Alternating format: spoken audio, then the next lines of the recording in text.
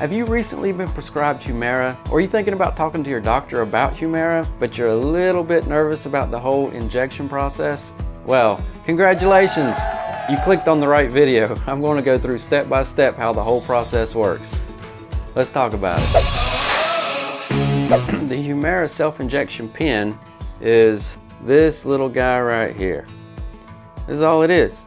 And it looks simple enough. Suffice it to say, there's a lot going on inside this thing. But it's not relevant to what you need to know. All you need to know is how to push the button to make the medicine go in. Let's get to it. Humira is a biologic medication, so it needs to stay refrigerated. When it's time to be used, take it out of the refrigerator. Once it's out, allow it to stay out for about 20 minutes or so it can reach room temperature. While you're waiting for it to reach room temperature, now's a great time for you to make sure you have all your materials together for the injection. You're going to need to be able to clean the injection site. I always use this handy little alcohol pad, but if you don't have an alcohol pad, you can always make your own. Just take your basic rubbing alcohol that you probably got in your medicine cabinet and a cotton ball. Or I like to use these little cotton rounds. They're perfect for this process. Once you got all that together, it's time for step 2, which is going to be wash your hands. You want to make sure that your hands are clean, because the idea here is to get rid of any excess bacteria, because you don't want any of that being introduced into the injection process. You've got all your stuff together, you got everything ready to go. Now step 3 is going to be clean the injection site. Make sure you clean it thoroughly. I always use my abdomen for this injection site. Some people will use their thigh. I always heard that using your stomach is going to be a little less painful than putting in your thigh, but it's really whatever your preference is. But whatever your preference is, go ahead and clean that area. All right, we made it this far. Now, 4th step's going to be perform the injection. All right, so we make sure we get our pen here. One cap has the number 1 on it, while the other cap has the number 2 on it. Hold it upright and take the number 1 off. This is where the needle is going to be coming out. The next step will be to take off this second cap like that. And you see that red button?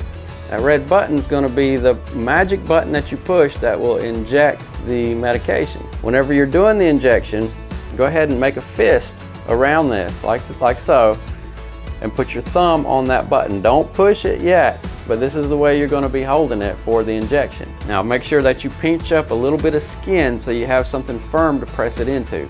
And you want to go ahead and press it firmly into that injection site that you just cleaned, and then once you're ready to go, hit that red button. It might sting a little bit, but it's really not going to be bad. Once it is completely injected, you see that window right there? That window will be yellow. Since this is a used needle, everything's yellow on this, but before that, that window is clear, because that's where the medication is.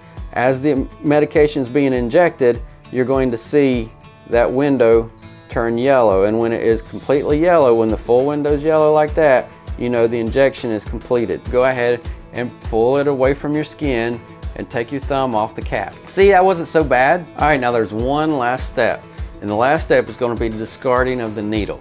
Make sure that you have a sharps container that you can put the needle into. Now, you can buy these at any local pharmacy, a CVS, a Walgreens, whatever. They're not that expensive. The specialty pharmacy that I get the medication from allows me an option of adding a supplemental item to it, and that supplemental item is usually something like an alcohol pad for cleaning the injection site. Also, the sharps container that I can discard the needle in. I can just add it at no additional cost.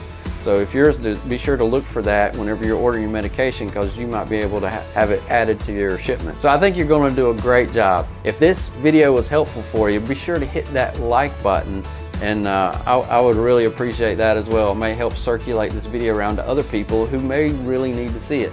So thank you so much. And if you're new here, go ahead and subscribe. I would appreciate that as well. Until next time, I'll see you soon. And if you look at it, well, I just dropped it.